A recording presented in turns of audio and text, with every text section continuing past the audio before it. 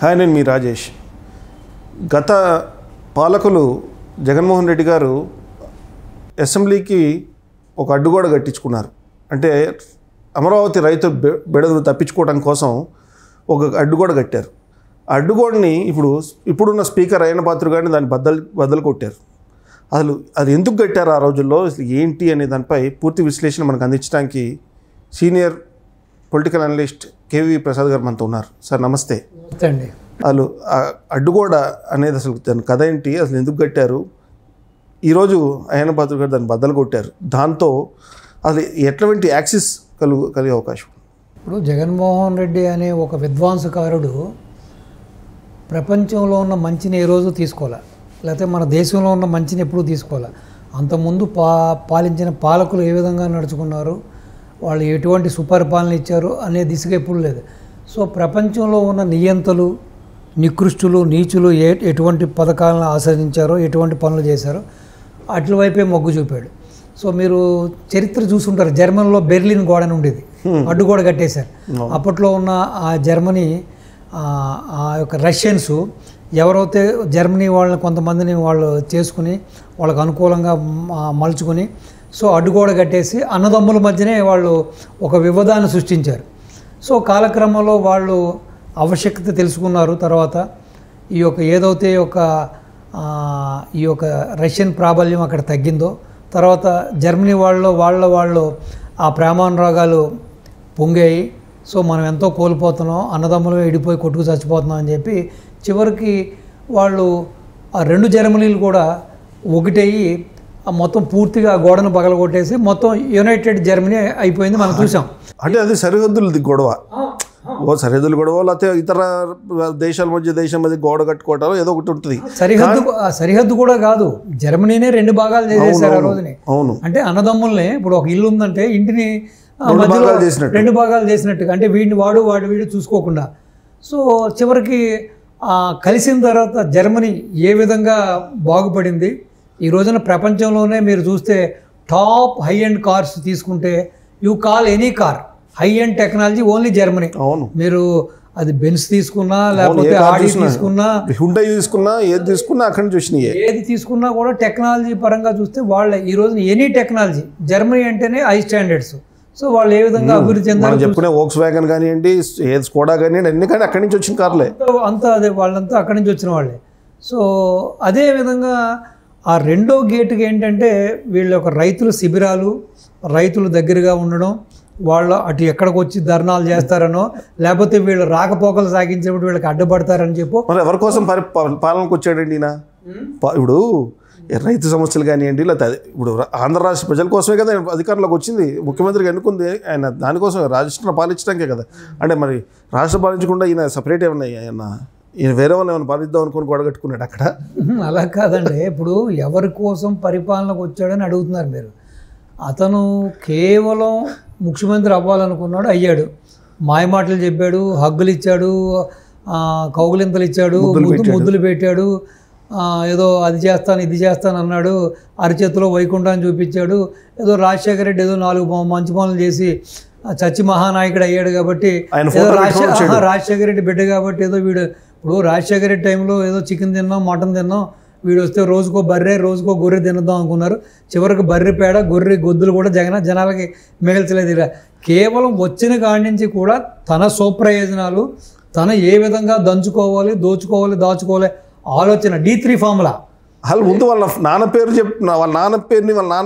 వాళ్ళ నాన్న పొగిడితేనే ఒప్పుకునే పరిస్థితిలో కనిపించలేను. అసలు పూర్తిగా అసలు ఎంతసేపు జగన్ అనే బ్రాండ్ తప్ప కనీసం వాళ్ళ తండ్రి పేరు కూడా కనిపించకూడదనే ఒక స్థాయికి ఆయన ఉన్నాడు. అంటే ఒక్కసారిగా ప్రజలు ఏమారి ఏదో చేస్తాడు, రాజశేఖర రెడ్డి బిడ్డ కాబట్టి ఏదో చేస్తాడని చెప్పి ఓట్లేసిన పాపానికి పిడిగుద్దులు గుద్దాడు.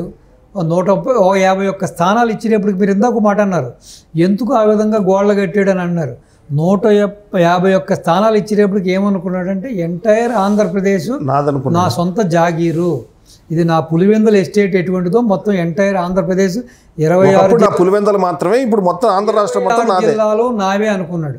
అనుకుని ఏం చేశాడు, ల్యాండ్, శాండ్, వైన్, మైన్ అన్ని వ్యవస్థల్లో ఇంక్లూడింగ్ ప్యాలెస్లు కట్టుకున్నాడు. తాడేపల్లి ప్యాలెస్లు కట్టాడు, మీకు వైజాగ్లో ప్యాలెస్ కట్టాడు, పులివెందుల్లో ప్యాలెస్ కట్టాడు, బెంగళూరులో ప్యాలెస్ కట్టాడు, హైదరాబాద్లో ప్యాలెస్లు కట్టాడు, ఇంకా ఎక్కడెక్కడ చెన్నైలో కూడా కట్టాడు అంటున్నారు. సో మొత్తం అన్ని వ్యవస్థల్లో కూడా దోపిడీ చేసేసాడు. సో ఏ విధంగా దోచుకోవాలి అన్ని వ్యవస్థలని భ్రష్టు పట్టించాడు. బాబు గారు రోజుకు ఒక శ్వేతపత్రం రిలీజ్ చేస్తున్నాడు. సో కేవలం ప్రపంచంలో ఎవరికీ లేనంత సంపద నాకు కావాలి, ప్రపంచంలో ఎవరికీ లేనన్ని భవంతులు నాకు కావాలి, ప్యాలెస్లు కావాలి అనే ఆలోచన తప్పించి అక్కడ రాజధాని ఇది ఒక సైకాలజికల్ డిజార్డర్ లాగా ఉంది. డెఫినెట్గా డిజార్డర్ అది 100% డిజార్డరే. ఇప్పుడు మనిషికి కావాల్సింది ఏంటండి? ఎంత కావాలండి? ఎంత డబ్బు కావాలి? ఎంత నేల కావాలి? నువ్వు ఎన్ని చేసినా లాస్ట్కి నీకు కావాల్సింది 6 అడుగులు నేలే కదా. దాన్ని విస్మరించాడు. రెండోది ఏంటి? ఈ 33,000 ఎకరాల పైచిలుకు ఇచ్చిన రైతులు అంత త్యాగం చేసి వాళ్ళ 4 పంటలు 3 పంటలు పండి భూమిని రాజధాని రాబోతుంది, మన భావి తరాలకు ఇది ఒక భవిష్యత్తుగా ఉంటుంది, ఒక పునాదిగా ఉంటుందని ఎటువంటి స్వార్థం లేకుండా వాళ్ళు చేసిన త్యాగాన్ని వెక్కిరించావు. 3 రాజధాని పేర్లతోటి అపహాస్యం చేసావు, సర్వనాశనం చేసావు. రోడ్డెక్కిన రైతుల్ని, అన్నదాతల్ని, ఆడబడుచుల్ని నానా యాగి చేసావు. ఆ నానా నీ సోషల్ మీడియాలో ఇటు సజ్జల కొడుకు పాదయాత్ర చేయలేదు, కొట్టించావు, తన్నించావు, మాతృమూర్తుల్ని హింసించావు. పట్టు చీరలు కట్టుకుంటే వీళ్ళు పెయిడ్ ఆర్టిస్టులు అన్నావు. రైతులు ఎక్కడైనా పట్టు చీరలు కడతారా, ప్యాంట్ షర్ట్లు వేసుకుంటారా అన్నావు. సో ఒకటి కాదు, ఎన్ని రకాలుగా మానహరణం చేయాలో, ఎన్ని రకాల వాళ్ళని హింసించాలో, ఎన్ని రకాలుగా వాళ్ళని బాధ పెట్టాలో, యాగి చేయాలో చేసావు. సో కేవలం నీకు మీరు చెప్పినట్టుగా ఇతను పాలించడానికి రాలేదు, కేవలం తను దోచుకోవడం కోసమే వచ్చాడు. సో అదేవిధంగా వాళ్ళని ఎన్ని రకాలుగా బాధ పెట్టాడో మనం చూసాం. చివరికి విసిగి వేసారిన ప్రజానీకం చివరికి ఎటువంటి రిజల్ట్ ఇచ్చాడో చూసాం. సో ఇటువంటి కాలగర్భంలో ఎంతోమంది హిట్లరు, నెపోలియను, ఒక ఈడి అమీను, ఒక సద్దాం హుస్సేను, ఎవడైనా తీసుకోండి, ఎవడైనా వాడి ఎండింగ్ సజావుగా ఉందా? అంతా కూడా మ్యాక్సిమం కుక్కచావు చచ్చారు. అదేవిధంగా ఈ జగన్మోహన్ రెడ్డి అలెగ్జాండర్ ఫార్ములాను గుర్తుపెట్టుకోవాలి ప్రతి ఒక్కరు. అంతే. ఇప్పుడు అలెగ్జాండరు వెళ్తా ఏం చెప్పాడు? శవపేటకు తీసుకెళ్ళేటప్పుడు డాక్టర్లు మొయ్యాలన్నాడు. సో రెండోది నా 2 చేతులు బయట పెట్టమన్నాడు. సో దానికి ఏంట్రా అని అడిగారు.